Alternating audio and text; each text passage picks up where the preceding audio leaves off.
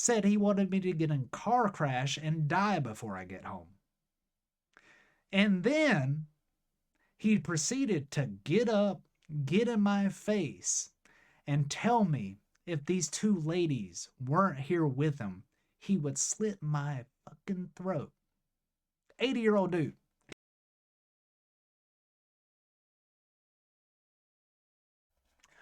What is going on, you guys? Welcome back to the channel. Hope you're having a great day, morning, noon, night, whatever it is for you guys. Hope you're having the best day possible. So guys, you've asked, I'm listening. Today, we are going to be talking about the Emperor of Mankind, the rise of humanity. Now, guys, we've talked about a lot so far. We've talked about Votan. We've talked about Necrons. We've talked about Tyranids. We've talked about some of the Black Templar from Hell's Reach. We've talked about the Orcs. But guys, we did a little touch on the Emperor of Mankind, but we didn't really get, I would say, a full picture. We learned about him, not the rise of humanity. And I don't really feel like we talk about humans a bunch because, well, in the Warhammer universe, humans are just trash, basically, it seems like. I mean, unless you got the body augmentations, you got the bionics, unless you got some kind of helping hand, being a human in the Warhammer universe sucks. It sucks hard.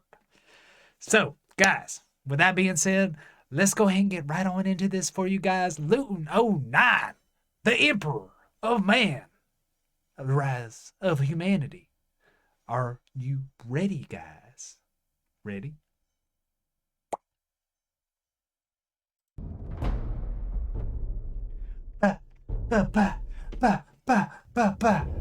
In the grim darkness of the future, there is only war. Get rid of that ad.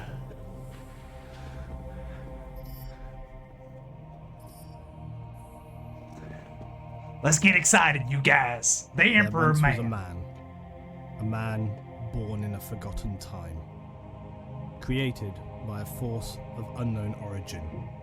I put the He sword would away cross for the ages a little knowing bit. his one purpose: to lead humanity as the greatest empire in the galaxy, the Imperium of Man. In this time, he would be known by only one name: the Emperor of Mankind. The Emperor of Mankind. Ugh. Sorry, guys. I had a little too much Celsius today. And I'm going to turn my phone off.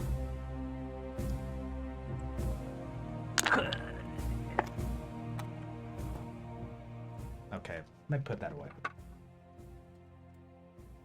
This is Luton. I must first apologise for the length of time since the last project. The simplest explanation is it took me a long time to compile amid many other things going on for me. Yeah. So we now move on from the It's hard to make content sometimes. into one of the most important and complicated narratives in the universe of the 41st millennium. It is, of course, the rise of humanity and the Imperium. In the dark, never For ceasing the war against the Imperium! future, humans have risen to control and maintain a galaxy-spanning empire whose official title is the Imperium of Mankind. The Imperium is the largest and most powerful political entity in the galaxy. It has been established for a period of some 10,000 years up to its present date in the age of Warhammer 40K. The lore and scripture around this period is massive. Despite this daunting task, though, I've decided to interpret it in one piece chronologically, splitting it into chapters so as to best enable you guys to get an understanding and a grasp. And Luton, you're doing a great job, so keep it up, my brother. This is the Warhammer 40,000 lore series, and it seeks to create a foundation for all of the further videos which talk about the Imperium of Man. Fair enough, fair enough. Chapter 1. Overview. Hiya! The Imperium of Man consists of the planets, systems, and forces throughout the galaxy which contain Imperial citizens and their derivatives. Okay. Not all humans are universally members of the Imperium though, and as you would expect there are rogue traders and those who choose to live on the legal fringes of the society. The single most important figure within the Imperium is the aforementioned founder, saviour, the and ruler Emperor of this empire, known as the Emperor of Oh, Mankind. mankind. He formed the Imperium some 10,000 years previous to the current established date in the universe of Warhammer 40,000 at the end of the 30th millennium. This occurred following an especially brutal period of societal disintegration during the last days of the Age of Strife. In this video, I'll outline the political state that is the Imperium, as well as the history behind how humanity reached this point. Oh my in the far goodness, future. guys. Always As with anything politicking. though, the complexity and depth of the lore means I can't cover it in its fleshed entirety, so some tangents are going to have to remain for future videos, but I do my best Yeah. to cover as much as possible. I know you which is got all. like 10 hours of, at The least Emperor 10 hours Man of content sits with as an this. extremely powerful figure within the Imperium. Make no mistake, he is the center of humanity in the 41st millennium. So powerful a humanoid, he was Literally. arguably barely human to begin with, and he continues to protect mankind after his mortal wounding during the final battles of a period known as the Horus Heresy. And if you didn't see my video we put up yesterday, we did talk about the conspiracy theory that the Emperor of Mankind is really a demon. And he's just eating all them souls. Yep. Go check that out, you guys. Were it not for his ever-present psychic voice reaching My out, sword tried to searching, fall. protecting and planning, then the Imperium of Man would undoubtedly fall back into dark oblivion, and perhaps the light Stay. would be extinguished permanently. The Emperor was injured so badly after the heresy that he now exists only as a husk of a man within a stasis chamber called the Golden Throne. This allows him to live on eternally as he has done for some past 10,000 years, whilst continually guiding mankind through And sucking psychic psyker souls The only catch with 1,000 this a is day thousands for of cycles are 60 sacrificed every million day using their essence years. and psychic power to keep him alive, as he is heavily protected and attended to back on the ancient homeworld of legend, Terra, or Old Earth. The Imperium of Man in the wider galaxy now consists of many systems, planets, and trillions of citizens. All the while, the Imperial military and the many administrators of mankind, all of whom swear allegiance to the Emperor, all stand together against the nightmares of the galaxy to form what is humanity in the darkest of futures. We ain't watching no ads, you guys. Now we know that in this future we have access to highly advanced technology and face many Don't voracious shoot. enemies wielding our own forces to then counter them. The important question in understanding the Imperium is how did we get to this time? And to understand this, we need to look back at the extensive and dark history of humanity. Way on back. There is a small clue as to the way in which the people that constitute humanity in the 41st millennium view their past. That is, the Imperial two-headed eagle, the crest of the Imperium. Okay. It stands with its two heads, but with one eye closed. Blind, or perhaps refusing to see the past. The other eye is open. We're not looking to gonna the future. look back that way. Logic We're just being gonna look that the past of ahead humanity to is the too future. painful or dangerous to look back on, so we look forward, striving to be stronger and more powerful, as we have done That's for what I just thousands of said. years. There are distinct ages of humanity's history, and these tell the story of how we reached the time of the Imperium. One That's what I'm a millennium little equals confused on. 1,000 years. The Yeah. Imperium has now been established for 10 millennia or 10,000 years. Uh-huh. Humanity has existed for roughly 41,000 years. This Uh-huh. timeline demonstrates the ages of man through this period, from our ancient history through to the age of the Imperium. We have the ancient history, the age of terror, the golden age of technology, or the dark age The of Dark technology, Ages. the age of strife, the unification wars, the Great Crusade and the fall of the Eldar, the Horus Heresy, I've and gotta the check Great out the Scouring, Horus Heresy. followed by the final So age many of you Imperium guys Man. recommended it to me. The Ancient History. The ancient history tells of the dawn of mankind, but this period is largely one of animalistic evolution.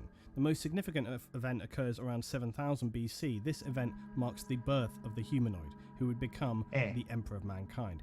His origins are something of a heated debate among the 40K we're not really community. sure There where are he came several from. theories around this, and it's important to note that something I rarely see stated on forums or discussions around the origins of the Emperor is that quite simply no one knows the origins of the Emperor. It's all just speculation. That's why Simply we can because have one theory has conspiracy had a vague theories. reference at one time or another does not make it gospel. In fact, as I've repeated before, the crux of the matter with imperial history and law in general is that very little should ever be considered official or canon. Such is the state of the loss of history, misinformation, and suppression of facts within the 40k universe. They burning So books. essentially, the correct version is the version you want to believe. In a universe where history is stored over thousands of That's years, my favorite. and in times of unimaginable devastation and strife, it's unlikely something could be considered a cold, hard fact, especially when you're talking about events that happened in ancient history in an age where accurate recording of information seems unlikely or even impossible to have survived. I think about the only hardcore First version of fact these events is the often is it widely accepted Tyranids background which states that in suck. the ancient times some humans Unless you're carried playing a with them natural affinity on or the awareness tabletop of or the warp. These were the game, I earliest guess. psychers. They would be village shamans or witch doctors in ancient communities. Their premonitions led them to understand that in the future mankind would face the darkest of times. Their Yeah, decided course of action would be to commit very ritual suicide dark. en masse, returning their souls en essence to the warp to then coalesce and be reborn as one supremely powerful psychic being. very cool. This being would But then spend the future kinda millennia shitty. living a Highlander-like existence, transitioning from identity to identity, sometimes taking on famous leaders in history to steer humanity in the right direction. And then upon reaching the age of strife, he would step into the fore to become the supreme leader of all humanity and unite us again throughout the galaxy. Now, some people take this as the most canon version of the Emperor's origin, but there are various others, including the one that I actually personally subscribe to. Yeah. The shaman story is all very well and good, but it leaves me with some questions. For example, if these shaman were some of the earliest humans with only a vague awareness of the warp, how could they have such powerful precognition to foresee the need to create such a super being? In True. addition to that, if they were truly the earliest stowings of psychers for humanity, then surely they would not have been especially powerful, and even with their powers combined, how could they summon humanity's greatest champion? No, not Captain Planet. Very good point. So, those two Captain things Planet. stand out for me. Also, their plan to commit mass suicide and then hope that they would all be reborn together seems pretty spurious. It seems to tick the boxes from an okay, I guess that's possible point of view, Yeah, but it just doesn't make sense beyond that. not really. Another theory is that the Emperor was in fact one of the Old Ones, who you will remember were one of the most ancient super beings who created the Eldar, the Orcs, and even humanity. Yes, really. Go and look it up for those naysayers who think that they did not.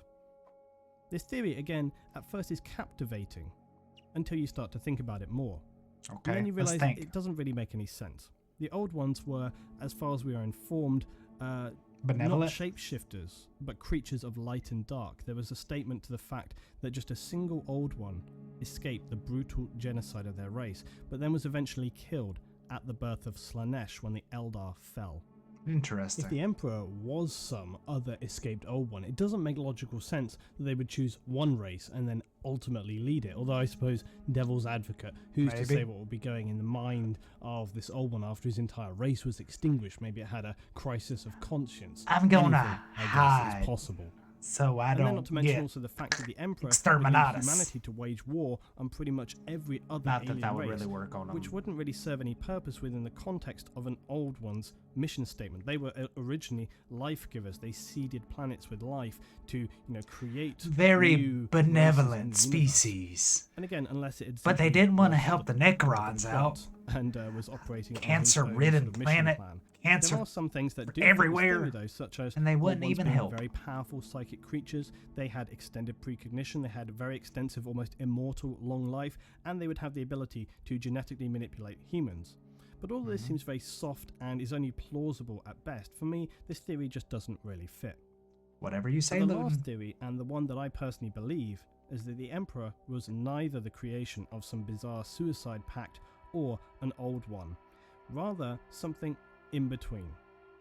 It's fair to say that in any ancient history, nothing is quite as it's written, and that some reading between the lines is necessary. The most ancient of history available hints that the last remaining Old One floated around the galaxy, meddling and dabbling and trying to have some last impact on the worlds which they felt they had failed and left their race completely annihilated.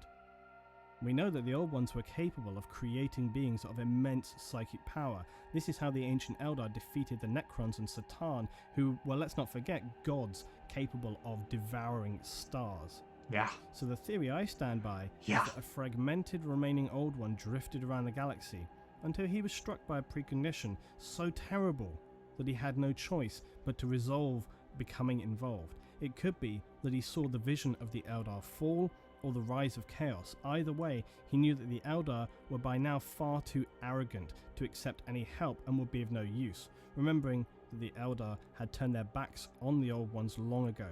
The Orcs, who were also an Old One's creation, they were too crass and mindless for such preparation. They were dumb. Instead, he would turn to the weak humans. Weak, but with great potential. And so he would decide on forming a divine creature, a humanoid of the most immense power, but birthed in such a way that he would not allow those humans would not immediately view him as a god, but as a man, to be not worshipped, but instill a sense of power, of awe, of destiny. There are other clues as well. Apparently, further along in Earth's ancient history, a creature crashed to Earth who had an appearance we would describe as a dragon. It would seem that this dragon was in fact a small fragment of the star gods, the Satan, who had been destroyed thousands of light years away by the Necrons. Even a tiny fragment of these most powerful beings would be beyond the means of even the most powerful humans to contain. Absolutely. The future Emperor in this time wounded this creature and then apparently took it to Mars. I'm not sure how, but there it lay imprisoned within the planet. The final chapter of that story, that's one for another day. Still though, this helps to secure the idea that no mere reincarnation of a few shaman could produce such or perform such a task. Could an Old One? Perhaps. But given the other evidence, I would still discount it. I don't know. But a perfectly designed humanoid of godlike form created by an Old One who would know a most powerful psychic being was needed to counter not just the future darkness of man, but to face again chaos, the Satan and the day of reckoning when the Necrons would rise again. This seems to me the most logical and plausible of origins.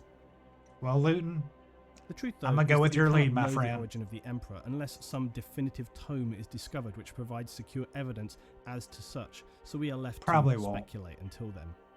One thing that is certain, though, is that the Emperor was a human and holds godlike psychic power. He was within humanity throughout all of history, learning, sometimes guiding, mostly sitting in the shadows, until he was needed to take a course of action that would lead us into the age of the Imperium. The last point worthy of mention is that the Emperor of Man would enforce a strictly secular society. In the early days of the Imperium, this would then enable humanity would identify with him as a man and not as a god. They wouldn't project any religious connotations onto him. Also, because throughout the thousands of years he spent on Earth, he would see the terrible devastation and fragmentation organized religion could cause. He believed that humanity could only achieve its full potential in a strictly secular state. However, even in the crusading period where the Emperor would reunite the lost colonies of man, some people began to spread rumors that he was more than just a powerful man.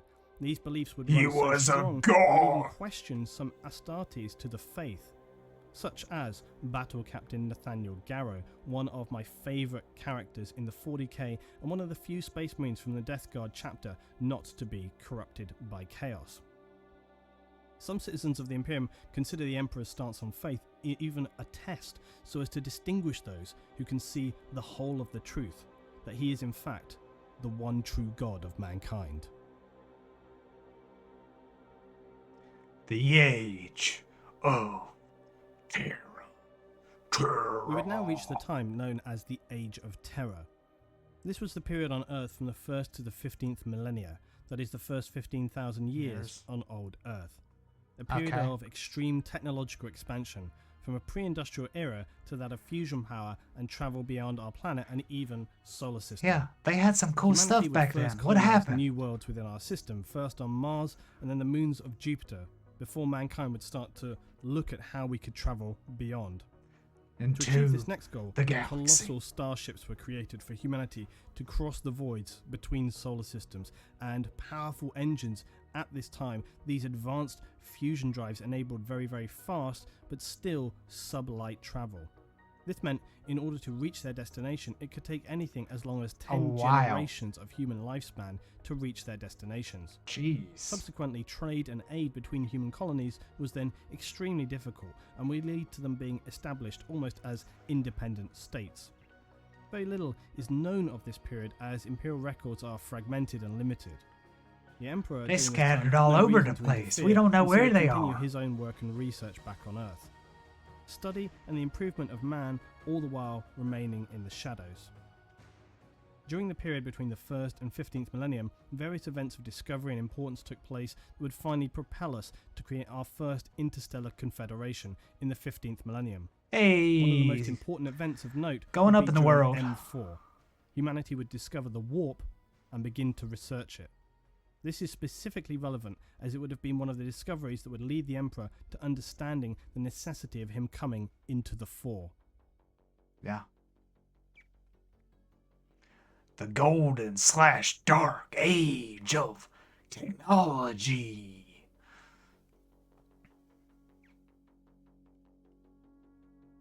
As we reach the 15th millennium, humanity would enter a golden age of technology. Yeah. This would be the highest point in mankind's technological achievements.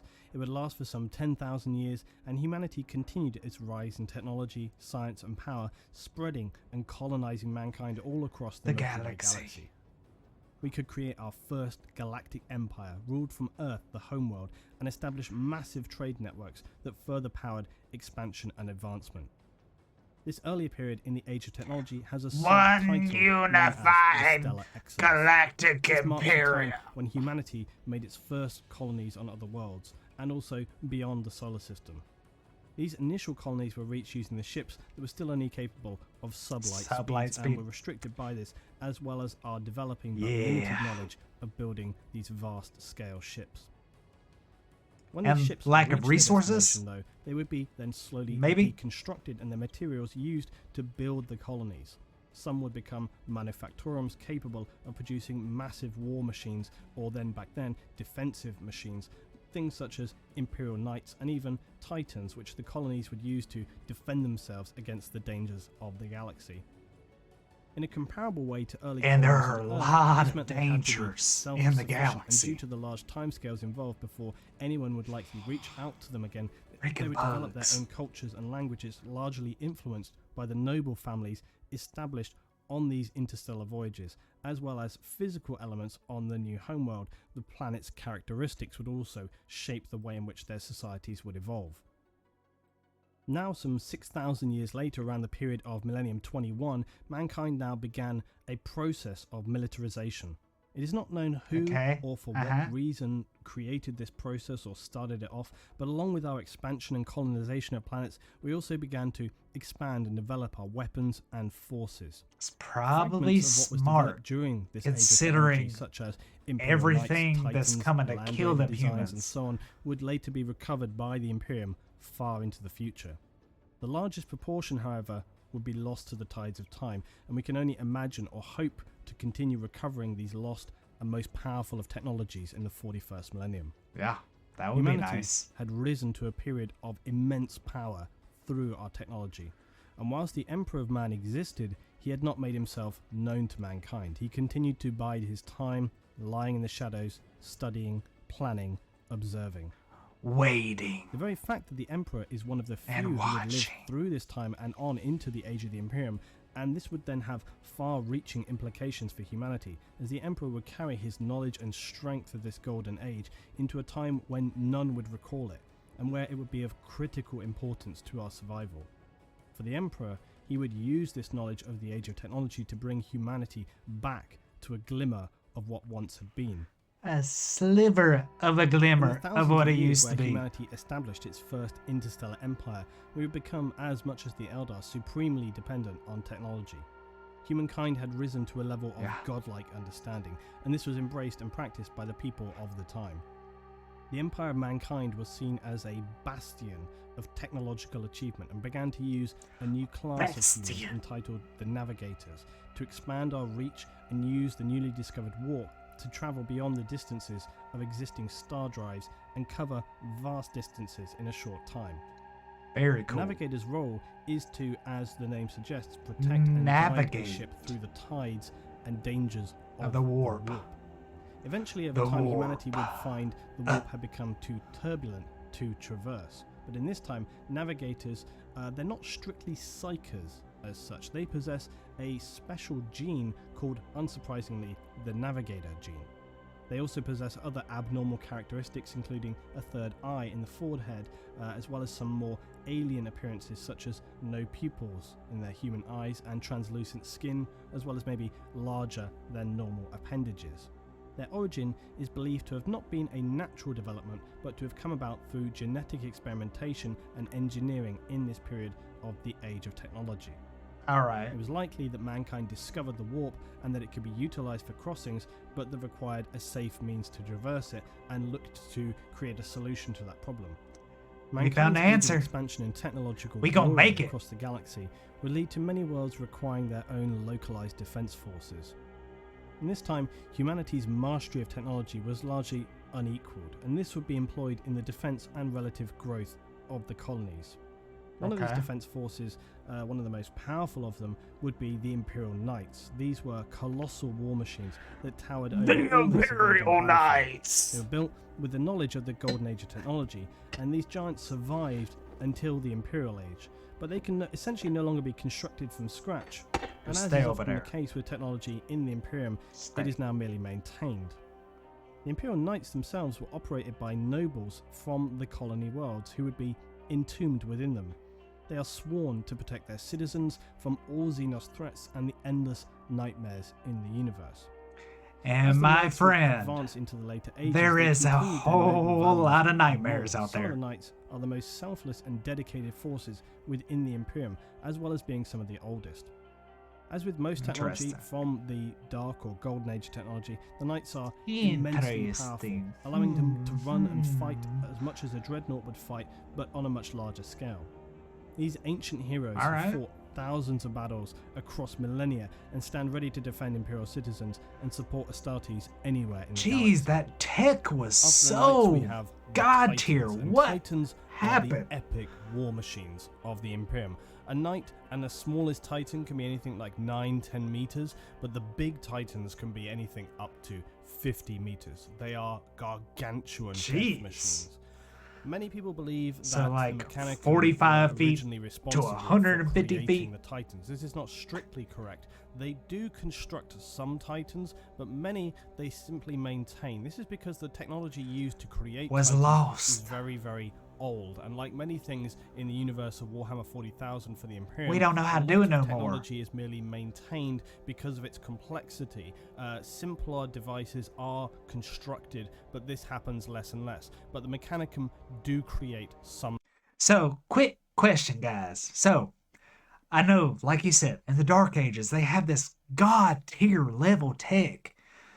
Now, is it that they ran out of resources, time, people to harvest the resources, or was the knowledge just lost?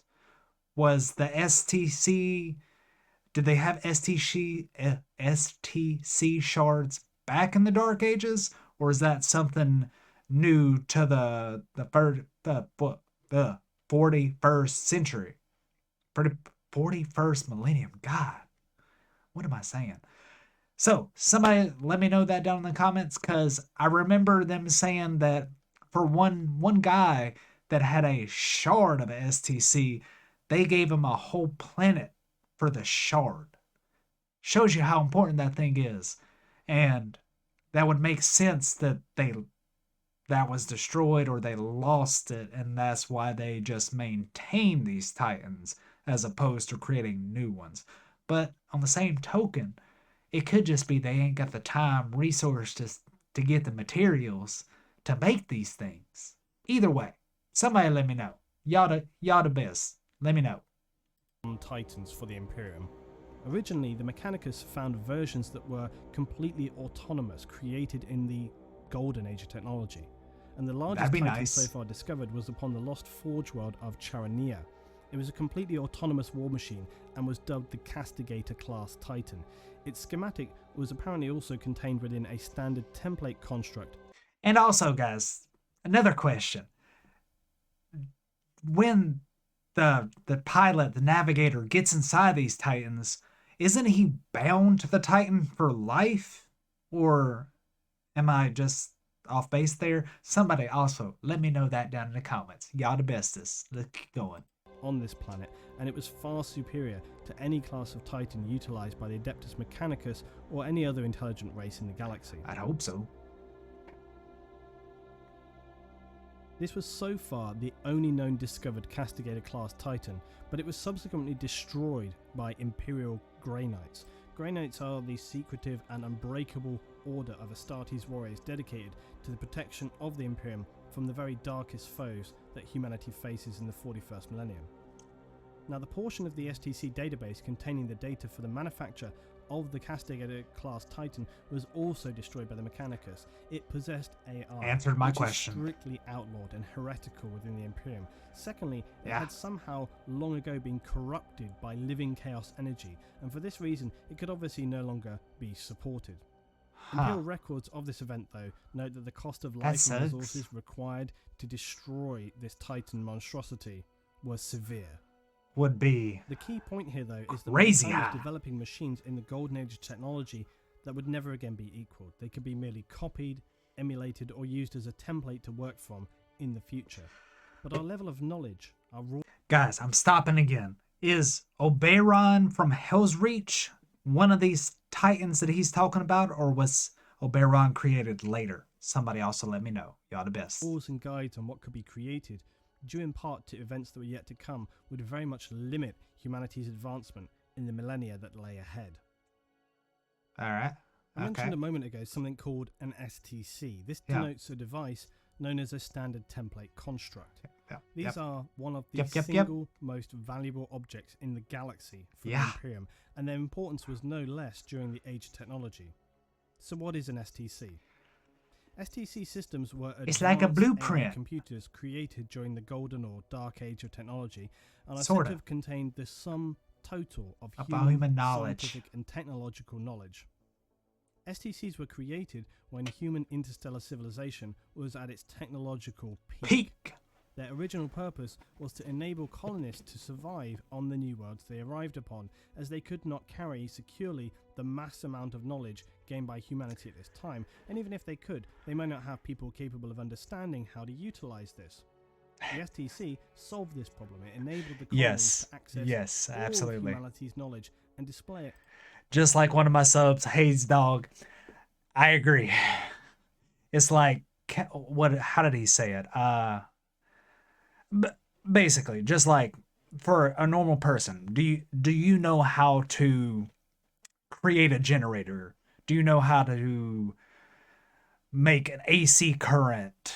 Things of that sort that just we're just so used to having in our everyday lives that if we lost it and the people that understood how those things were created, how they worked, how they run, if they were destroyed as well, then you're kinda SOL because you're gonna get kicked way on back to like the Stone Age. I mean, it's like, could you create an iPhone? Do you know how to make an iPhone? I don't. But you know how, like, what's the word I'm looking for? Pertinent and like useful in everyday life. I mean, we literally have like the sum total knowledge of everything on our phones. Imagine if we didn't have that anymore and we got sent back to the good old, bag phones or suitcase phones or the telephone in your car. Could you imagine that? I feel like that's what's happened to them, but we're going to keep going. In a way for them to be able to create anything they needed from the resources available and solve any issue that could arise for them on the new homeworlds, no matter the geography, resource limitations, or climate. This would enable them to build anything from a simple lasgun to a fortified bunker, massive war machines, or A lasgun? processor. Useless. STC systems possess the ability to not just store information, but also to produce new designs to meet changing circumstances. Wait, really? They are Hey. immensely powerful sources of information and power, and consequently the Imperium places a high value on obtaining these lost relics of ancient knowledge. Absolutely. Even though now, after many thousands of years had passed, most of the discovered STCs are damaged to the point they only contain fragments of former shards. stored information. But Imperial forces will still Yeah. use any means or resources necessary to obtain To an retrieve STC those. once it has been discovered, even if this means the sacrifice of legions of military or civilian Imperial citizens. From the golden Sorry, age of technology you're not and into you're the not age as of time, these valuable systems would be lost as worth or the SCC destroyed, shard. so that now in the age of the Imperium they have become beyond rare, almost just a legend. So the consequent discovery of remnants Or of like a any new fable. technology Are- from the Were dark they age of even technology real? puts an STC's value to humanity beyond estimation. The little Way knowledge up there. that has been recovered from damaged Way STC units is then up utilized, there. copied, and stored by the tech priests of the Adeptus Mechanicus, who are based deep on the primary forge homeworld of Mars. They Alright. believe that STCs are the most holy of artifacts and will seek and protect them at any cost. This little divergence is an important one because an STC recovery, no matter its state of repair, still remains as one of the most important objectives for Imperial forces in the 41st millennium. Understandable. The holy grail of this quest, though, although unlikely, will be to recover an intact STC, thereby gifting the Imperium That all would of be the a stored good knowledge day of for from the golden mankind. age of technology. If the Imperium were able to recover an STC of this standard, it would catapult the existing human society into becoming yet again one of the most advanced and significantly, if not the most powerful state in the galaxy. Yeah. We might be able to The fight STC back. Crusade also explains in part about the state of technology and development of the Imperium, in that much of the knowledge regarding tech is replicated or learned rather than invented and created. Although new tech does come along, it's not overtly specified why so little resources are put into research now. It could be speculated though, however, that mankind relied so strongly upon the Emperor in the last 10 millennia that now they believe only he is capable of directing mankind's advancement, and they solely focus on maintaining him and maintaining the state of Imperial affairs. It's not smart. So we return to Always our story, and at progress. this time, in the golden age of technology, humanity continues to expand across the galaxy. Initially slowly, as the gigantic starships we crafted were incapable of using Faster than warp light to travel? traverse space. Okay. And as we Warp learned travel. previous, they took generations to reach their destination. They were essentially travelling worlds, similar to the Eldar craft world of the 41st millennium. When these ships reached their destination, they would slowly be deconstructed, and their materials could be used to create massive war machines, Cities, such war as the Imperial Knights machines, and titans. which the colony could use to defend themselves against the dangers of the galaxy. And Dangers there's a lot, such my as the friend. Eldar and Orcs, who were first discovered in this period as a result of our reaching out beyond our own And beyond system the stars. to more regularly explore the galaxy. Yeah. However, interestingly, during this time, Like I said, humanity was actually only a considered face the mother could more love. powerful Look at than that it is guy. in the 41st millennium. This strength was mainly due to our technology rather than actual physical forces, strength such as and forces. the Astartes, who did not exist in this age. Science was humanity's primary religion, Weapon and the society of man religion. perceived itself as having reached a time where no one could be a real challenge to us. To a degree, this was actually true, so much so that the Xenos races of Eldar and Orc actually signed non-aggression pacts. I with heard about mankind, that. which seems bizarre from the Orc point of view, but there we are. But discovery they of the value use of strength, interstellar drives, and we that is, made an them engine turn tail enabling and run. cross-warp travel, now powered humanity's expansion and domination of the galaxy forward. A federated government was formed, enabling us to create a strong trade community and, most importantly, remain unified and powerful throughout our colonies spread across the galaxy, aiding and supporting where necessary with either materials, logistics, Yeah. or military. Because if we weren't The exact form and unified, nature man, of this federation is unknown from there this wouldn't be time, many and so much humans knowledge left. and history was lost. To speculate, though, it seems likely that from the way in which humans would live at this time, the Federation would have focused more on discovery, science, and working to better humanity, as well as supporting our widespread colonies. As the societies we had seeded across the galaxy grew stronger and more developed, most humans would live long, peaceful lives where menial actions were carried out by automation, leaving people time to indulge in their own lives and dedicate That'd be themselves nice. to the glorious expansion of mankind.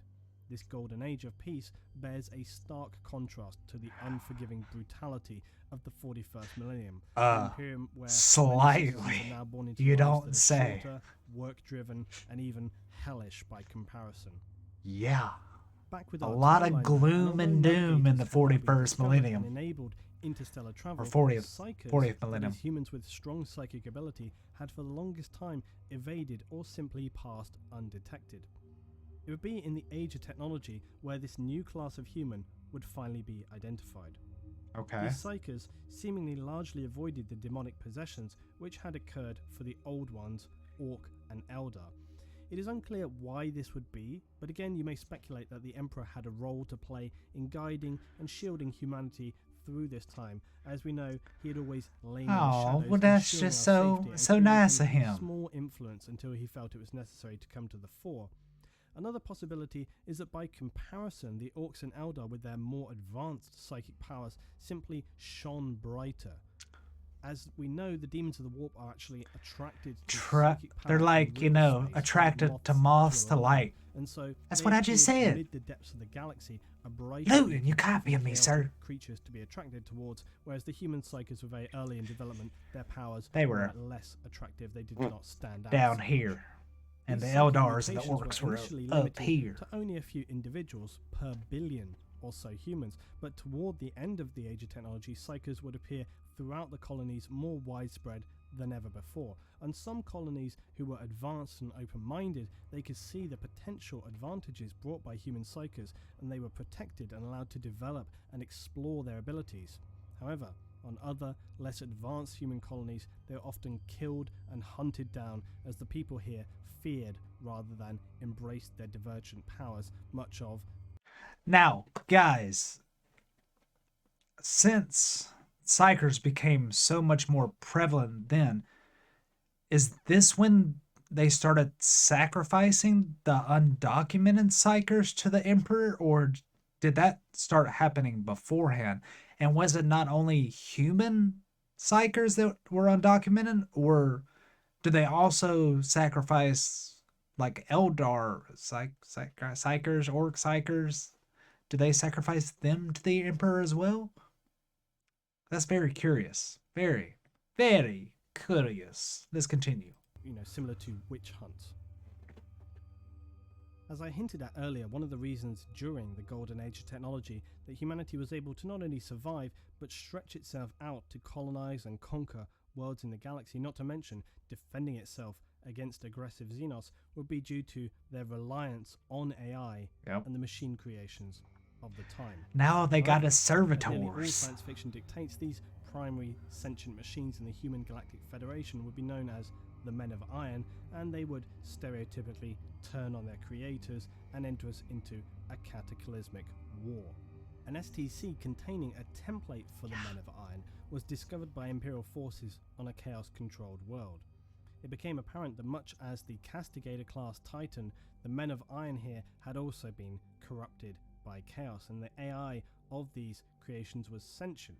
So we can perhaps speculate that the Men of Iron initially resented their human creators, but combined with this were also corrupted, possibly by chaos, which at the time was relatively unknown to mankind, hence the lack of any documentation to support such speculation. It is, however, a possibility and stacks up with what we know of the corruptibility of human AI creations. Also, the intent of the dark forces of chaos to obliterate humanity once it became aware of its existence. Regardless of the reason, though, this war was one of the greatest disasters to befall humanity and would rage for centuries. I ain't even seen it Exact length yet, of the war but I've is not heard known. about it, and The man, conflict was eventually it won don't by sound humanity, pretty. but at a great cost. The damage caused by this conflict to interstellar human society was hugely Astronomical. masses of knowledge and technology, not to mention devastating humanity's economic strength and political unity. Mm-hmm. The war would begin the series of events that would lead into the collapse of the Federation of Humanity at the end of the Age of Technology. As so often is the case, very little information exists from this time, largely due to the Imperium being so wary of a similar disaster happening again. And this is why, amongst the Imperium and mankind, you'll find only the simplest forms of AI. It is viewed as being The exceptionally servitors. dangerous technology Yeah. and strictly outlawed. You done The seen what substitute happened is often to beforehand. combine human and machine into mindless drone-like beings known as servitors. Servitors are the Imperium's cybernetic servants, lacking true self-awareness, and are created from the bodies of either condemned criminals who are unpleasantly lobotomized, or vat-grown humanoids whose bodies and brains are partially replaced with machine systems. As a result of this catastrophic... Guys, could you imagine that? Now, I don't know if this is 100% true, but they said, I think it was Luton09 that said that it was possible that when these servitors were lobotomized, they weren't under an anesthetic. They were just paralyzed and couldn't move, couldn't say anything while they're getting their cut off. Could you imagine that? Like, no. God, ugh. Definitely not. And then they can still remember their past life as well as this previous life, or as well as this life. That, guys, servitors. I mean, if they weren't criminals or vat-grown humans, I'd feel a little bit worse for them. But man, like for a regular person just to get handpicked to become a servitor because you're just the wrong place, the wrong time. That sucks. That sucks hardcore. But let's keep going. Conflict between the men of iron and humanity in the golden age of technology, it is now considered one of the most severe crimes in Imperial society to develop a self-aware, artificially intelligent machine. It is just considered too dangerous Risky. to even consider. Around Millennium 23, the warp was taking hold of psychers and wreaking havoc on human colonies. Feudal night worlds were more conservative and less abiding of psychers, as we said previously, who had hunted them down. These would fare better than the others, who had adopted them more open-mindedly at the time. The knights in their semi-titan armor would battle massive warp entities and serve to protect the planet's human population, abiding to their strict code as best they of feudal could. discipline and ability. Very often, they would be the bastions that protected mankind's worlds, and their importance cannot be underestimated at this time. Not in the slightest. As is often the case in history, it is not one, but a series of disasters that leads to total ruination. Annihilation. And this was no exception. Annihilation. Humanity had established during the Dark Age of technology. Whilst it was struggling to recover from a collapse in its unity, as well as destruction of many of its resources and its ability to trade efficiently with other worlds, a new disaster would occur that would see the end of humanity's golden age and instead throw us further into near total annihilation. Is it the Horus Heresy? The race of man would never again reach this golden pinnacle of technological achievement. Not yet, at least. Hopefully they will. I hope so, at least. For their sake. The Age of Strife. Trying to work on some gutturals, you guys. I want to be like Tatiana from Ginger. It was at this time that the Eldar galaxy would fall into near total destruction. Looks like a These would be vampire. dark days indeed, as the Eldar were almost wiped out in a cataclysmic annihilation, as the Chaos God Slanesh was born into existence from the horrifically depraved mire that Eldar society had fallen into. This was a disaster for the Eldar, nearly extinguishing their light from the universe completely, but it didn't do humanity any favours either. Nah, the near definitely not. destruction of the Eldar and birth of Slanesh only came to mark the end of the Age of Strife. What caused it prior to these events was the ever-expanding sea of psychic energy known as the Warp. For many millennia, this had been growing more and more powerful, fueled by the nightmarish depravity that was Eldar society. Depravity. Around the end of Millennium 24 and the beginning of 25, mankind was still struggling to recover from the disastrous war against its Men of Iron and its far-reaching impact on the previously secure and strong human federation. With their galactic unity it knocked them destroyed, down a as few well as suffering pegs. from the inevitable wounds Yeah. of war, material shortages, mass loss of life, and destruction of infrastructure, we would now face a new problem. Warp travel was becoming increasingly difficult. The warp's Dangerous or instability, difficult? caused in part by the Eldar's depraved psychic society, meant that many ships now would become lost and consumed by the warp as they were traveling through. This was not an issue No for fun. the Eldar themselves, as they used their webways to travel, which were outside of that warp space. Yep. For humanity, though, it would be a That's, severe not problem, what they and did. its impact would deal the fatal blow to an already fragile empire. The losses and damage caused by the war with the Men of Iron, combined with now being unable to travel across the warp to cross those great distances in the galaxy, would ultimately return humanity to a pre-Dark Age of technology state, Dark where only Ages. sublight travel was possible. But why do we call it the Dark Ages? Why This don't we was just call a it the disaster. Golden Age of Trade man? and support could no longer be conducted, as these journeys would now take generations to complete. Humanity was once again isolated, as it had been millennia before. Yep. Warp storms and the isolation they would create would last for over 5,000 years, and their effect on human society across the galaxy was catastrophic. That sucks. Some planets with a significantly advanced human colony would survive into the future if they had the means to defend and support themselves. It's If important to understand that when a If system is set good. up with no established backup, its collapse has an immediate and profound impact. This was the case with mankind's trade system. It had grown over time to enable many planets to survive solely on imports from other rich parts of the human federation. Without this infrastructure, what about and the no imports? way There's to not gain coming in no outside more. support, disaster was inevitable. Yeah. Many would turn No inwards resources. to the colony, consuming themselves from the inside out. First with barbaric civil war, and later total anarchy, fighting over the scarce resources. Remind you of The final phase anything? often led the significantly depleted population into a feudal system of warlords and barbarism. This chaos was repeated across the majority of human worlds in this period, even including Earth. At this If time you on don't Earth, stand for vast something, areas you across the fall planet had for become everything. Massive cities reaching for hundreds of miles, and having become adapted to a system where all activities were conducted by machines, Earth also now relied heavily on trade from colonized worlds to support the extremely high population count. Now, Additionally, much of the automation, planet was no longer nice, capable of but food production total as it had reliance been on for millennia. machines. Hence the need for colonies. Did and we not expansion in think the that first could be place. bad? With the inability to travel and trade, Earth descended into a similar fate of the less advanced worlds. First panic and general disorder, then food riots, resource hoarding, and finally complete anarchy. Hey, A tribal warlord that system sounds was like all that remained the of United few survivors States. left on Earth, brutal warriors who battled out across the deserts and hives of the remnants of civilization.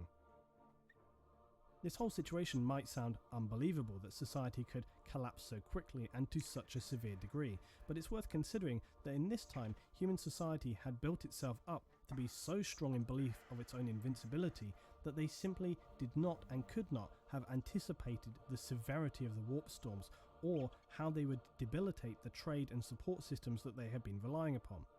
Human history is littered with examples of sheer arrogance outweighing logic and reason, as well as blindly staring down dangerous facts in favour of belief in our own self-importance. The lack of planning.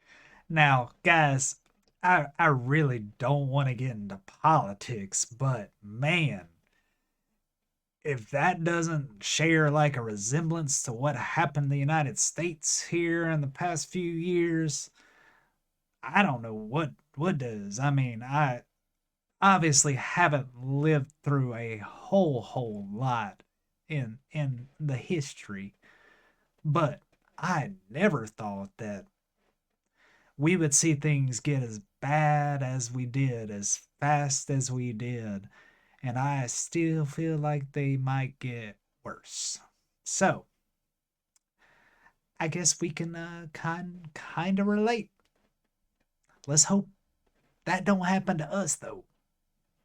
Let's hope. When it comes to losing their infrastructure across human systems was an acute example of human arrogance.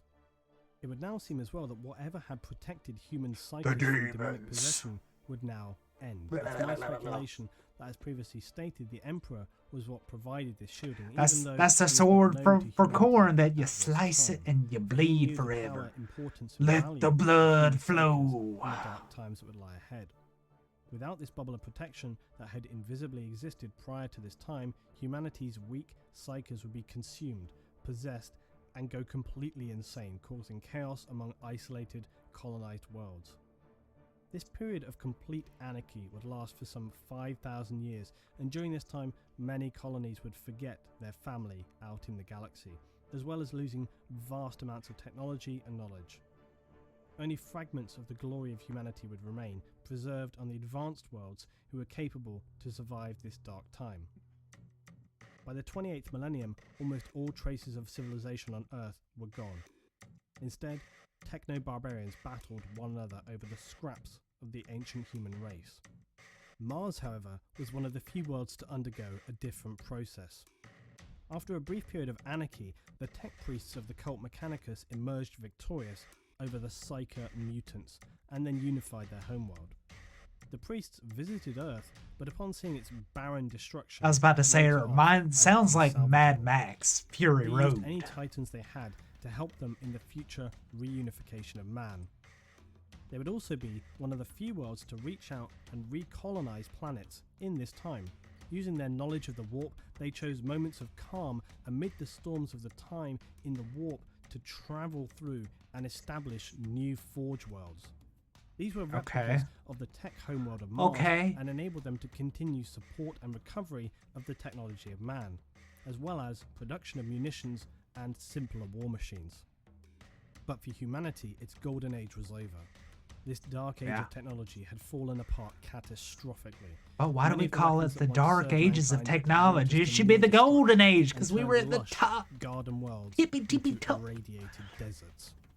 Mechanical factory worlds into dystopian nightmares, beautifully advanced and artistic colonies turned into barbaric, nightmarish hells devoid of all morality.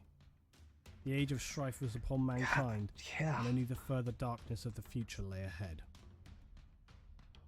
Roughly 5,000 years later, around the period of millennium 30 to 31, human society had reached a state of pitiful decay after cannibalizing itself for millennia. The Eldar had also reached the peak of their social decay, and so heralded the agonizing birth of the Chaos god Slanesh, who would consume the majority of their population in one cataclysmic event that brought Eldar society to the brink of extinction. This horrific event, though, would have a positive outcome for mankind. It consumed all of that stored turbulent warp energy, so after thousands of years of instability, That's good, I guess. the warp returned to relative calm. Interstellar communication and travel that is would good. once again be possible for the civilization of mankind. The Unification Wars.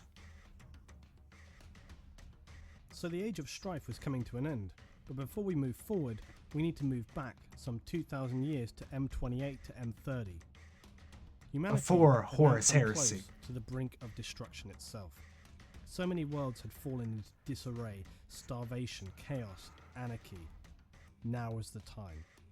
This would be the time where the mysterious and powerful Psyker who had wandered amongst humanity for thousands of years would come to the fore to lead humanity from an edge of unsalvageable darkness back into the light. And now, guys, I hate to keep stopping because, like I said, I don't want to talk about politics and the craziness in the world right now, but guys, I have seen like the craziness of people in these past few years. Now, I work in customer service. I'm a bartender. And it used to be people understood, hey, you come out to a restaurant, you wait for a good meal. You're like I said, you're probably gonna wait like on a Friday, Saturday night. you're going to wait a little while for a table. You don't get to just come in and demand. And that's what people are doing nowadays, guys. Like, and it's almost like a threat, or they're holding something over our heads. I mean, I remember this. This happened last, it might have been about a year and a half ago. I don't remember exactly what month it was, but I had an old guy, like an 80-year-old guy, threaten to slit my fucking throat because he was trying to jip me out of $100. So his bill, $111 and some change. I run back behind the bar. He threw $200 bills in the book. I get him his $88 and some jingle, bring it back to the table. He opens up the book. He's like, I gave you $300 bills. And I'm like, well, no, sir, I don't really think you did, but I mean, I'll turn my pockets out. I'll open my little change purse. You can walk back here behind the bar with me and we can like look through the trash where I've walked. But sir, I don't think you gave me $300 bills because your bill wasn't even $200. So he then proceeds to call me a fucking liar. And at that point in time, everything had been cordial. He had two older ladies with him that were very nice, and we had pleasant conversation. So I thought he was just kidding. So I kind of chuckled, laughed it off. Then he called me a fucking liar again. Said he wanted me to get in a car crash and die before I get home. And then he proceeded to get up, get in my face, and tell me if these two ladies weren't here with him, he would slit my fucking throat. 80-year-old dude, can't even get out of the booth, hadn't been drinking. And it's like, you're trying to screw me over and then you're threatening me. And then the old ladies had to come up to the bar and apologize for him. And it's just like, where has our sense of humanity, common sense, general overall niceness went? Because people that are coming in nowadays are just not as cool as they used to be. It used to be a fun time. Go in there, hang out, sling some drinks, sling some steaks. Now it's just another fun day at the office. But let's continue. And resume their place as a meaningful power in the galaxy. Earth had by now been reduced to a chemically irradiated barren wasteland, its population slaughtered, and all that remained were degenerate feral nomads fighting for irrelevant territories, insane wandering prophets, and cyber-augmented techno-barbarians who lived for nothing other than to fight, created in the cradle of world-ending war. Frail empires would rise and disintegrate as quickly and forgettably as they had risen. No tribal faction had enough power or resources to make any meaningful stand, and so it went on, pathetic fighting over the remnants of a ravaged world.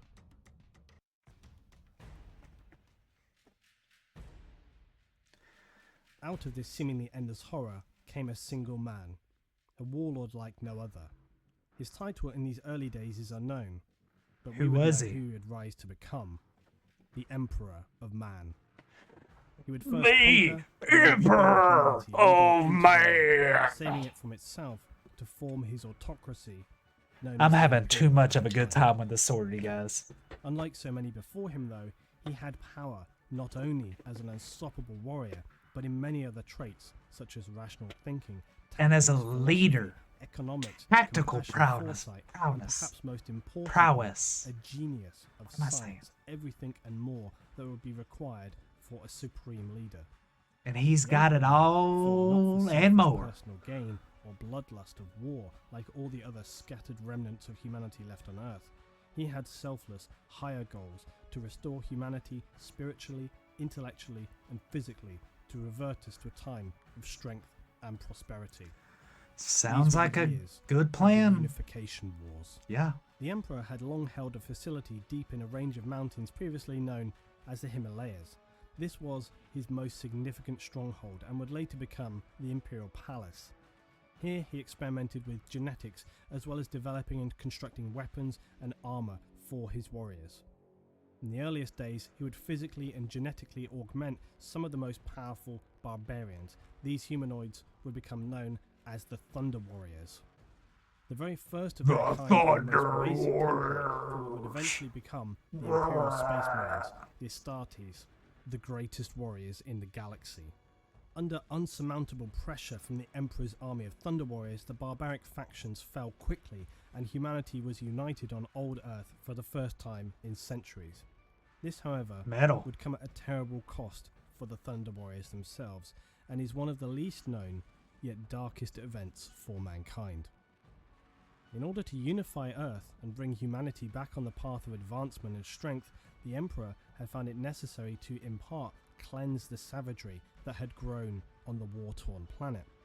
This sadly meant the death of many arguable innocents during the Unification Wars, as well as the eradication of the last remaining religious church on Earth, known as the Church of the Lightning Stone. The Emperor is known to have personally Church of the Lightning Stone Stone before bringing in his new What's that? enforced secular rationalism and the ideology Somebody known tell as me what the that Imperial is. Truth.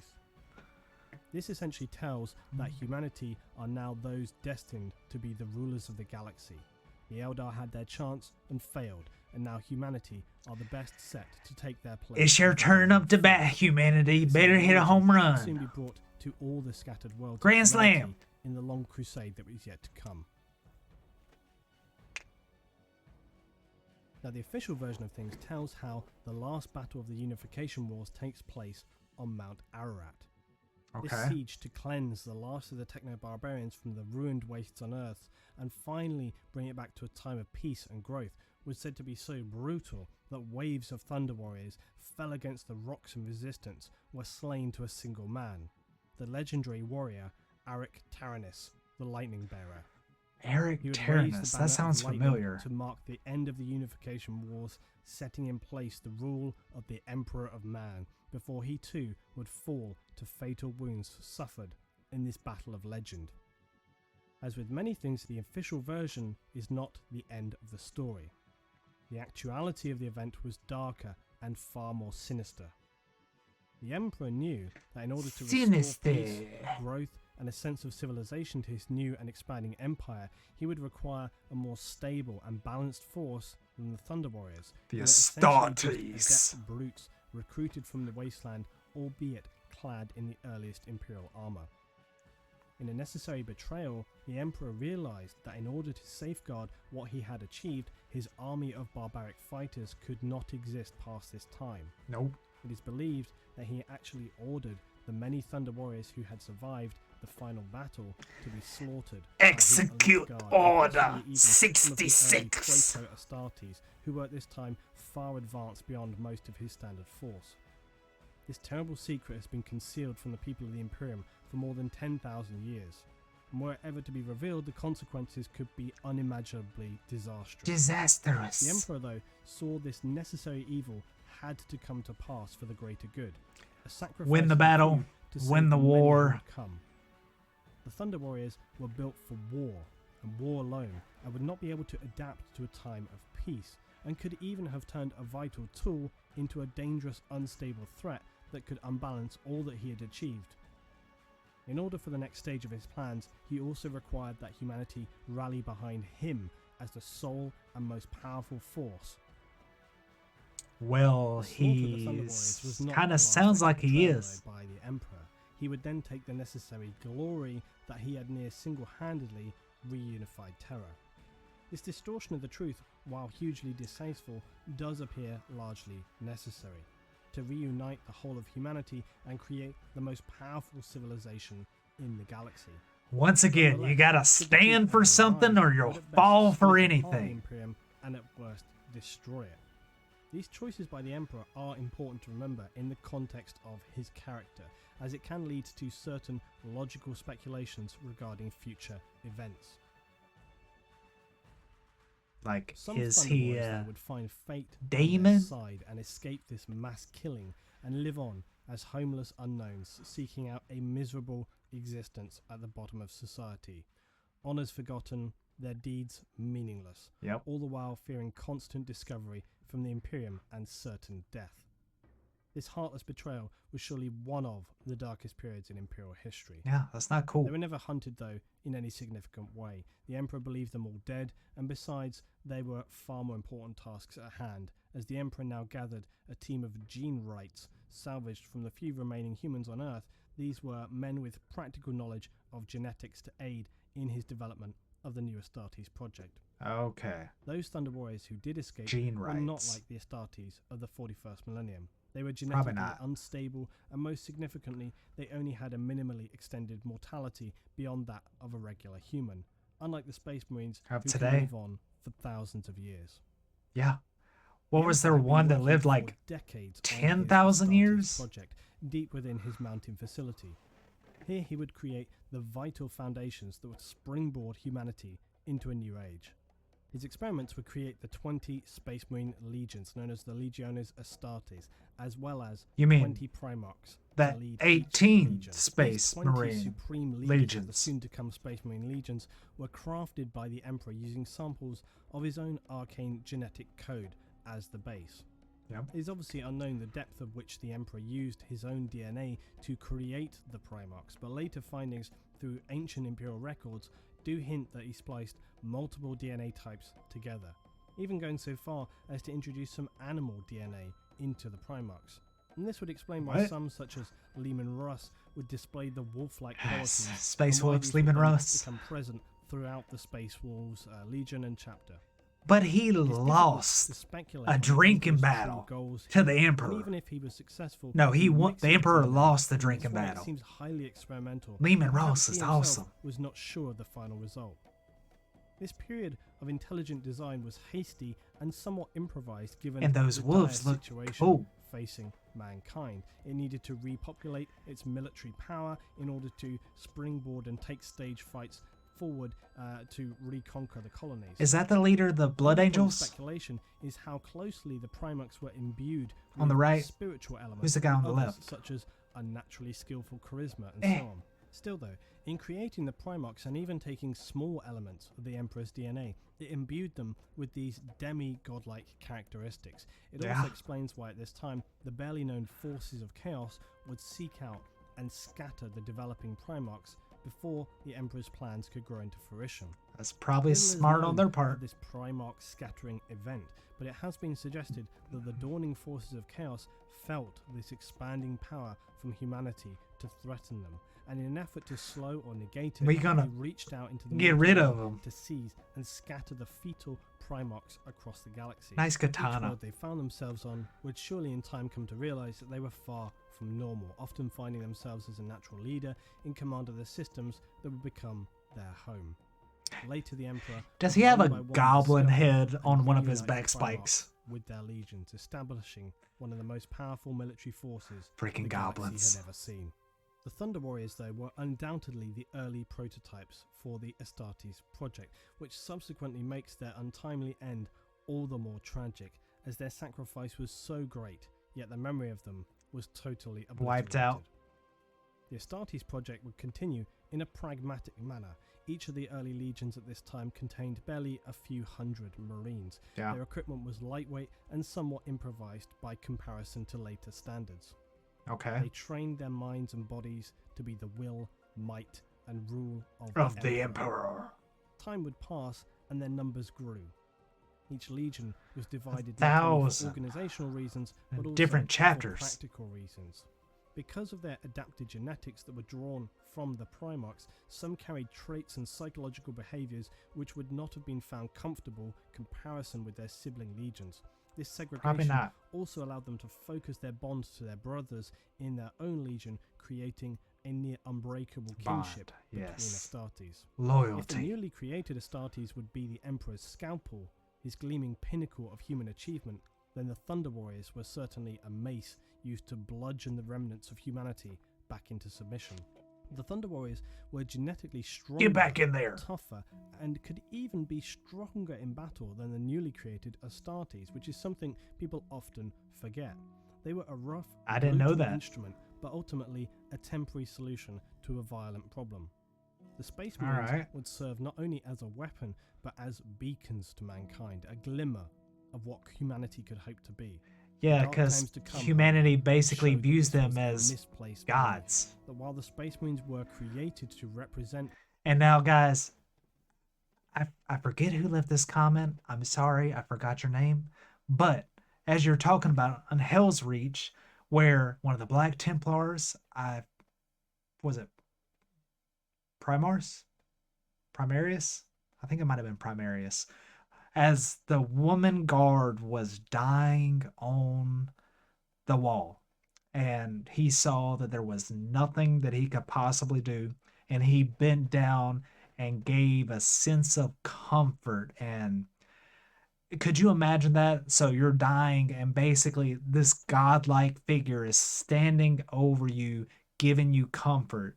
That's got to be intense, you guys. But yeah, let's keep going. the pinnacle of human development, they ultimately proved as susceptible to the basic flaws of mankind as any other mortal. The Emperor's campaign on Earth would now come to a close. He began establishing the fundamental elements of a civilized, modernized society in government administration, economy, and infrastructure. An important figure in this process was a man known as Malcador, the Sigillite. He had Malcador. a vast knowledge The of such matters Sigillite. and carried himself with the bearing of a priest. He was appointed to run the courts and palaces of the new empire, the right-hand man of the emperor. Earth would turn from a place of The right desolation hand. and horror to one of active production, rebuilding, and planning. Some might call it coincidentally convenient, but at this time a vast shockwave would travel through the galaxy, the birth of Slaanesh. Humanity would have no idea of the Slaanesh. significance of this, only that it cleared the storms from the warp that had isolated and ruined humanity's gloriously technologically advanced empire. Yeah. Again though, we could speculate that the Emperor had foreseen these events and the necessity of preparing Earth for this time. On Mars, the humans of the cult Mechanicus, that is those who worship machines, would become aware of this unification on Earth, as information through distant communication and physical observations. They viewed this new emperor as a man in alignment with their own agenda. Mars, during the Dark Age of technology, had been a planet with a single purpose, a powerhouse of production for this age, consolidating ships and weapons, including the vast Titans, hundreds of feet tall, gigantic bipedal war machines whose very presence could end conflicts before they began. Since the end of this age, cults had risen Good across weapon Mars, to have. and the most prevalent of these was the Mechanicus, whose ideology included the veneration and acquisition of these ancient but highly advanced technologies from the period known as the Dark Age of technology. During the period of isolation known as the Age of Strife, Mars had undergone a similar societal collapse comparable to that of Earth. With all trade cut off, they had insufficient water and food to supply the populace. A civil war would follow, as well as the collapse of some planetary infrastructures that shielded their little remaining hydroponics and food production systems. This would lead to a further collapse of the already fragile supporting systems. They are The Czechs, straight an up not established having a economy, good decided time. the best way to survive this apocalypse would be to retreat into underground bunkers which had been mined out, creating vast cities below the surface. Okay. Little is known at this time, but evidently prior to their seclusion, the Mechanicum techs were a cult who would bear a respect and drive to recover, protect and utilize the lost technologies of mankind. Upon their rise from the subterranean depths, they had in this time translated this over into a complete faith. The tech priests of the Mechanicum, along with their troops, would very quickly subdue the insane irradiated savages who remained on the surface and begin the process of rebuilding and redeveloping Mars to be completely self-sufficient. This, in combination with their access to some of the most powerful war machines ever forged in the galaxy, would without doubt leave the Mechanicus in a position of some power. To the cult of Mechanicus, who were now becoming aware of this emperor figure who had surfaced on Terra, a man of science and technology, this was obviously Science appealing and to the Mechanicus. And some tech technology. priests on Mars even began to suggest that the emperor was a man of such power as to rival their own machine god and fulfill an ancient prophecy in their faith of techno-mysticism. Debates raged on Mars between the priesthood regarding how to treat this new development. All the while, the Emperor, bearing his power of immense foresight, would not be ignorant of the Mechanicum, and he slowly and steadily would begin to craft his new plans accordingly. Plans for a crusade on a galactic scale never before seen. Its purpose? Until to locate the now. lost Primox, to reunite the territories of humanity, forge a new Imperial Empire, and thrust the Imperium of Man into a position of complete dominance and power throughout the galaxy. Doesn't sound like a bad problem. The Emperor's plan For was humans. one of absolute submission. Anyone who stood against the Imperial truth would be cleansed and destroyed. The Mechanicum of Mars were one of the few exceptions. The Emperor knew that any battle to try and claim dominance over the cult Mechanicum would be hugely counterproductive. Even if he could claim victory over them, the cost to his new Astartes force would be severe and unjustified.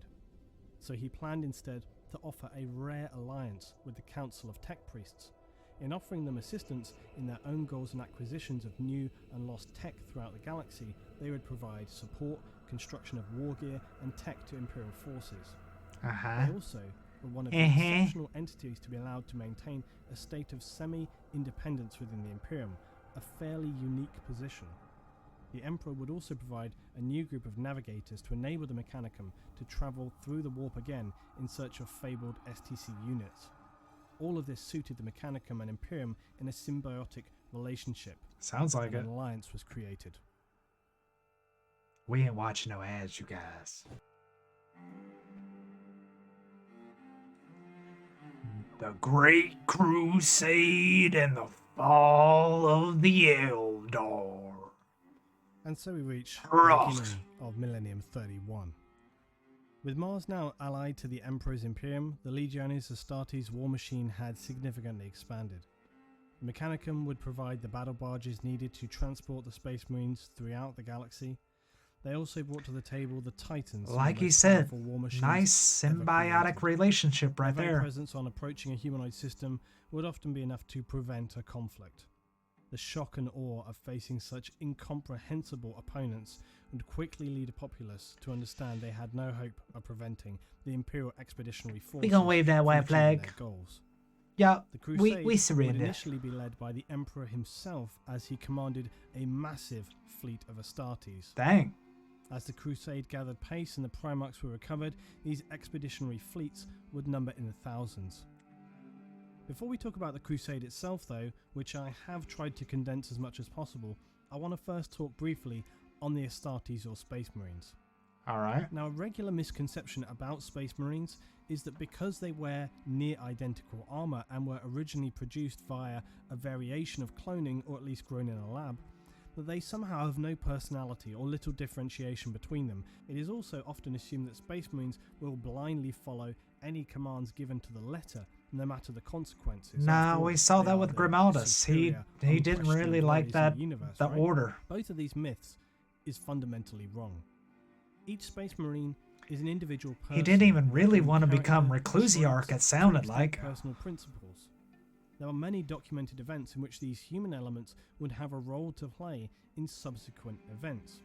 Space Marines, although superhuman, are still human, and as such the Emperor deemed it necessary to have a senior position with whom Astartes could use as a point of reference to discuss matters of morality, to understand their purpose, their mission, and sometimes to give guidance beyond purely military matters during the Crusade and the expeditionary forces.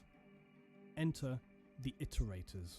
The Imperial Iterators. Iterators were the most persuasive Never heard of them public before. speakers. They are masters of manipulating a crowd's opinion, and Iterators would counsel also Marines as they voyaged through the galaxy. But their role went beyond this and was critical at the inception of the Great Crusade. They were placed among the expeditionary forces to aid in reuniting humanity and turning lost human civilizations to the Imperial cause.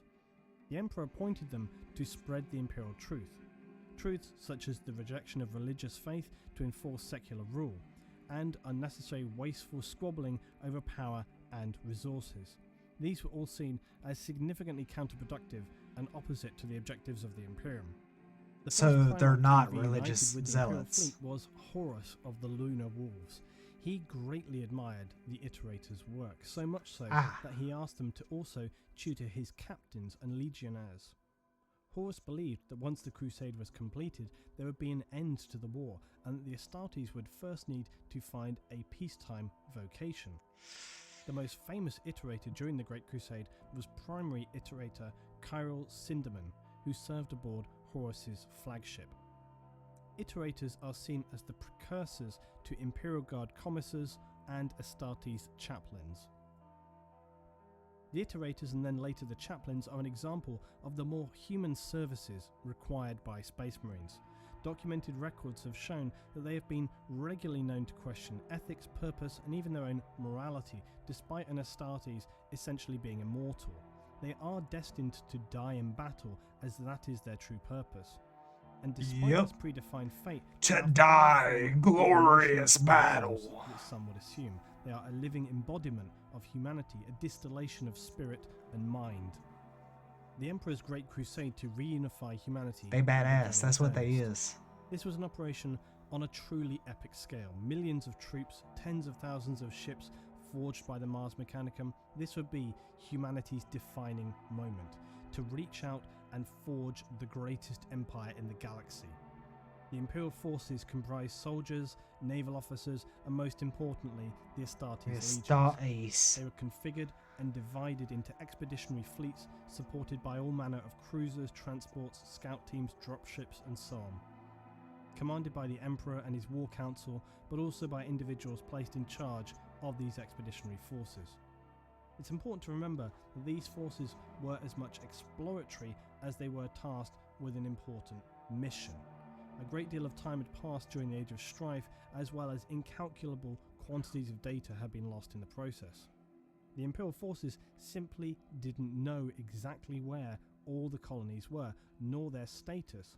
Had they been destroyed in civil war, alien genocide, or perhaps the opposite and expanded to a degree where they would not need aid, but instead submission? All of these were unknowns. Many locations could be estimated as to whether or not they had been colonized in the past.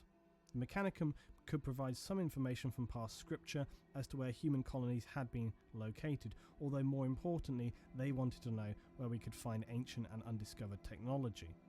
The expeditionary fleet would even initiate a search on the basis of myths and rumour. No stone was to be left unturned in the search for the lost civilizations of mankind. No stones unturned. One other important task was required. Although the warp storms had subsided, allowing travel once again across great distances, the Navigator class from the past that would guide ships through the warp, this system was far from perfect, and the Emperor had a greater plan. Gonna create a lighthouse of the great astronomical with my energy. Tech priests from Mars were drafted in to aid in this project, and its purpose would be to enable the Emperor to guide, oversee, and command his vast fleet all from Terra.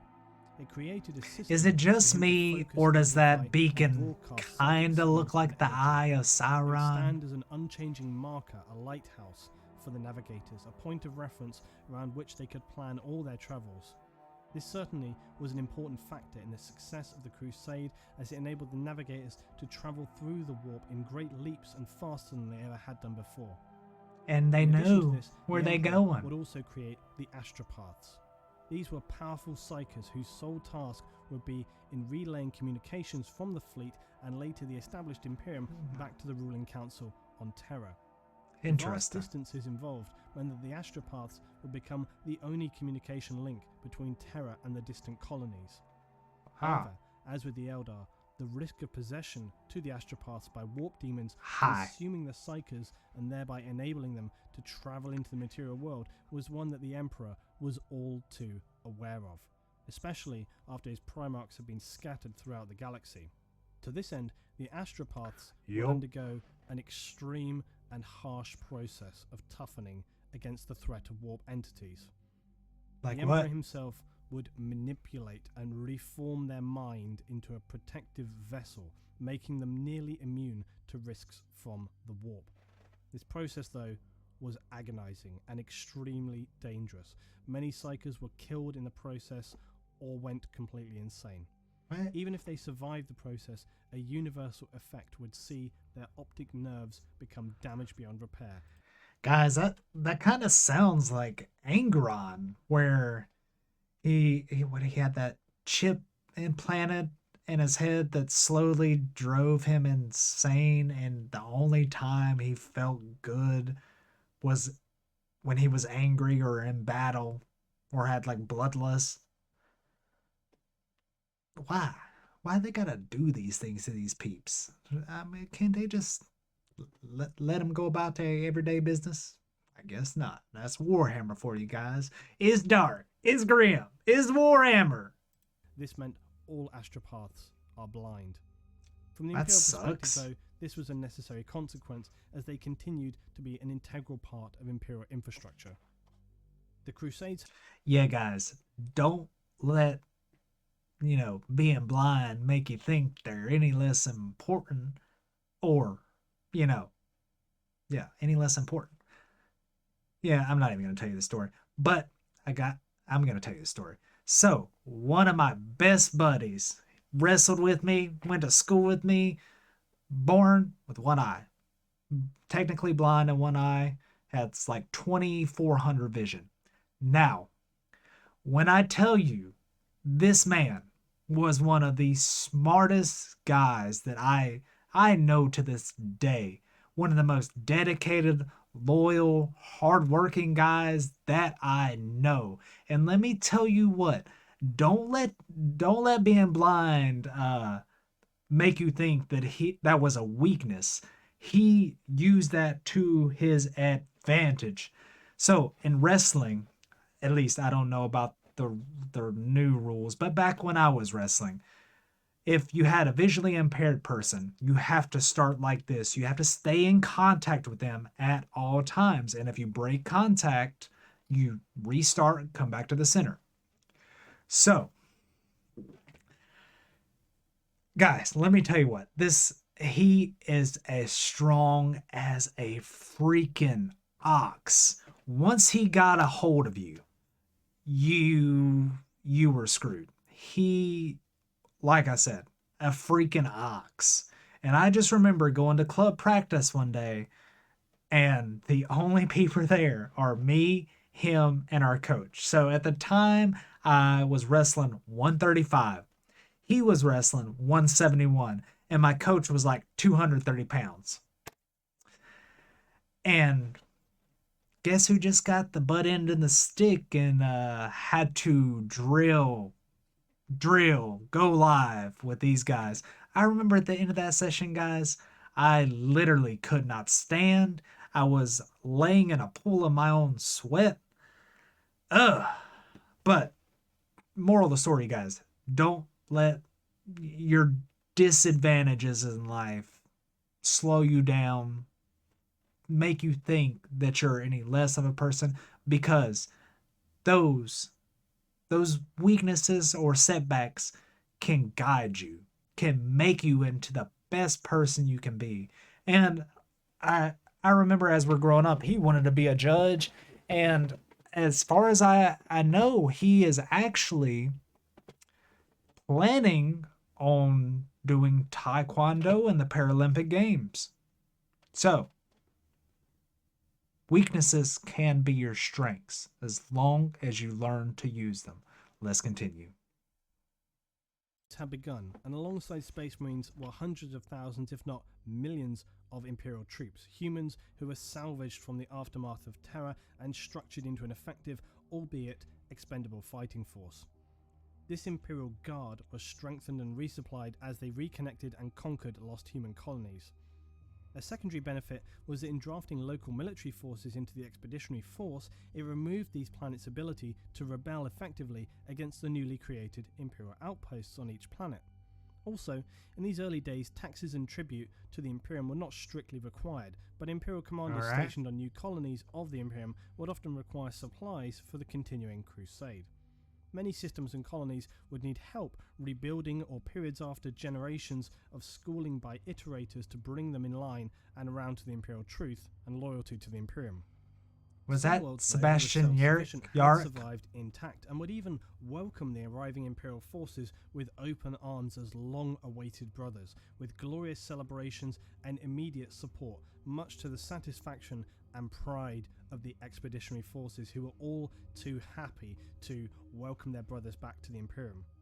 Such events were a blessing to behold, though, as many worlds were either I could barren imagine. wastes, long since destroyed, with only ruined remains to prove that anyone had ever existed there.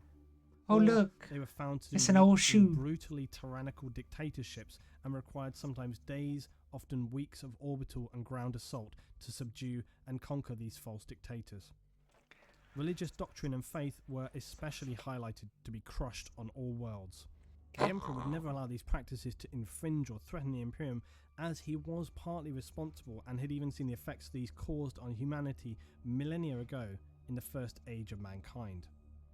The Emperor also made an important choice that upon arrival to new worlds, any psychers discovered were told to expect transport back to Terra, courtesy of secretive black ships. Yup. Here, they would be tested on their journey back to Earth to their limit. Yup. They would endure nightmarish examination, some dying from the trials or executed for being just too unstable.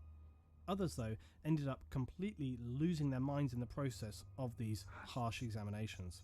I The wonder fate of these why. individuals was at the time unknown. It later But we know transpired what really if they were happens to proven 'em. strong and capable enough in manipulating their psychic power, Imperial they would become Psychers. stock for creating new astropaths by the Emperor. Any Okay. younger but highly powerful psychers were subsequently distributed to some of the Space Marine legions who had begun a Librarius program, creating special Astartes who are capable of wielding immense psychic power. Others, though, disappeared from record entirely, leading to supposition of secret organizations who even today are not fully disclosed. The Crusade continued for What? centuries. I stretching thought the out Emperor across the absorbed 'em. galaxy. Finally, the Primarchs were reunited with their legions and were duly given positions on the Crusade and Imperial War Council. The Primarch figures, though, were not suited to this level of administration. They were at their best out among their Marines leading campaigns. Fighting and So leading. felt to Leading be and least of a fighting. man to run the day-to-day Crusade infrastructure. One important figure arises again, that of Malcador the Sigillite. He would Malcador the become a Sigillite. keystone in the execution of the Crusade and one of the most loyal and valuable members of the Imperial Council. The power of the Imperium had now reached its peak. There seemed to be little, if anything, that could threaten, damage, or destabilize the glory and power of the now reunited Imperium of Man. The Crusade had in fact been so successful that after a chain of impressive victories, the Emperor decided he could fully return to Terra to continue managing his plans there and working on new secret Y'all projects. doing such a good job. Primarchs I'm just were gonna go surely back more than home and capable of finishing the I'm now a simple task micromanage you of from here. Scouting and securing any fringe colonies and bringing the Crusade to a successful conclusion. After a specifically great victory on Ulanor, the Emperor selected the first Primarch and commander of the Lunar Wolves, known as Horus Lupercal, and bestowed upon him the title of War Master. This title Never heard established of him before. as a leader of the Imperial military forces in lieu of the Emperor, and all other Primarchs and Imperial forces would follow the War Master's commands as if they were the Emperor's. Dang. Not all the other Primarchs seemed to be entirely comfortable, not only with this decision, but also with the Emperor's choice to leave them and return to Terra. Considering their strength of character, this Yeah. seems somewhat surprising, but if anything, it shows that their bond they shared with the Emperor was Very perhaps strong. not rock solid, and some Maybe of them not. felt bewildered he should choose to leave them on the fringes of the galaxy when overall victory seems so near and so secure. He thought you Horus, had it, you whilst being a guys. supreme master of military matters, was also less well known for being exceptionally tactful and charismatic. He would take time to speak to each of his brother Primarchs in turn. Understanding them as he did, he would employ his various skills of perception and charisma to appeal to their individual natures and reassure them that although the Emperor had granted him this glorious honour, it was the Brotherhood together who would achieve the ultimate victory. Yep. This helped quell some of the disquiet. It was So, not only the Primarchs who felt bemused that the Emperor had abandoned them. the And in time, Astartes, this, in combination with other unfortunate events, would lead to the darkest of catastrophes. the In Horus fact, there have heresy. been many examples throughout human history where withholding information would lead to disaster. And this period for Yeah, humanity would be no exception. it's kind of how The it Emperor's decision happens. to not make his space marines aware of the dark forces of chaos for their own benefit. In fact, even to this day, the vast majority of the Imperial citizenship lives blissfully unaware of the darkness that lies in the Immaterium. The Emperor's Really? precise reasons for this are not crystal clear. Perhaps he felt that humans were too easily persuaded or tempted by the promises of quick, easy power. But whatever the reason, the consequences for the Primarchs He's and not Space wrong Marines to not about be able that. to see this Not danger, in the as well dang as the Imperium, slightest. would be disastrous. The Astartes legions had encountered vague clues and shrouded warnings on some lost human worlds they encountered. Whispers in the wind, apparent possession of marines. Horus and his lunar wolves discovered direct evidence of some dark force when they encountered a lost but highly advanced human colony known as the Interrex in the later stages of the Expeditionary Crusade. The As the fleet Interrex. travelled to the Interrex homeworld, they engaged in Interesting. extended peaceful negotiations. Never heard of them. This was an example of the Space Marines, and notably Horus, not giving preference to immediate combat, but in choosing a peaceful option. If this was viable to them, it was always preferable. Their mission of Imperial Truth was without question. It was the only resolution that would ever be acceptable to the fleet, though. Now, during this encounter, Garviel Loken, who was the Lunar Wolves' 10th captain and a member of the Mournival was a close and, under Imperial rule, illegal clique of brothers, but one which Horus had allowed to exist so as to help advise him on matters of importance. Loken was among the War Master's party when they attended a reception with these Interrex during negotiations. He was drawn into a casual conversation with one of the Interrex guard, who admitted that the Interrex had learned to tread carefully with any newcomers to their people because they feared the taint of chaos, with a K, on these newcomers. It becomes apparent that the Interrex colony had made dealings with the Xenos race, the Eldar, during the Age of Strife, and the Interrex explain how it is their understanding from what they could discern from the Eldar that chaos is a threat like no other. That it would not appear brutal Yeah. or blunt at first, but subtly. But just They wait. feared chaos deceptively approaching their space, posing as a friend, seeking to bleed its way into their confidences, and then destroy them mercilessly From the inside from the out. inside out. Yeah. Loken was shaken at these unknown revelations, and the War Master Horus would later assure him that there is no fundamental evil in the galaxy, and that is the end of the matter. But the seeds of suspicion are planted. Loken cannot shake this feeling that something somewhere is wrong. But before he'd have any opportunity to follow up and explore these doubts, a break-in occurs in one of the Intrex's most sacred museums, and a highly advanced blade known as an anatheme is stolen. An This time, despite anatheme. Horus's pleas for restraint, What is negotiations that? would now collapse, and the Lunar Wolves and the What's advanced so cool Interrex about that would fall blade? into all-out conflict. The Space Marines of Horus are ultimately victorious over the Interrex, but it's a victory Horus takes no pleasure in, as it's born out of misunderstanding and was a tragic, unnecessary conflict. These events, though, would become just a singular fragment in a deteriorating pattern of troubles that would haunt and gesticulate within Horus, as well as his unease then irradiating out into his brother Primarchs, the Mournival, his and other legions. Unbeknownst to Horus, a sequence of events had been now initiated, and their cascade could not be prevented. So why are these events so important? Well, for one, it gives more insight into the fact that at the time it seems barely any Space Marines at any level of rank had any knowledge of chaos. And if they did, it was only the vaguest of suspicions, the kind that could easily be brushed off by speaking to, say, some iterators. They had no idea about the true nature or capabilities of the malevolent force known as chaos. Why? By comparison, the Emperor understood all too well the dark forces that had very recently annihilated the Eldar and consumed so many human colonies throughout the Age of Strife. Do we not want to scare It him? seems strange that he would choose not to gift his Astartes, and more importantly his Primarchs, with this information, Yeah. so that they could best protect Seems like that'd be against a this darkness. useful knowledge to Perhaps he have. feared that knowledge of the warp entities would do more harm than good, instead choosing ignorance as the best policy. However, a combination of I time, guess doubt, ignorance rejection, is jealousy, bliss. and greed brewing in corners of the Astartes legions would prove this to be an unwise decision. Yeah, probably.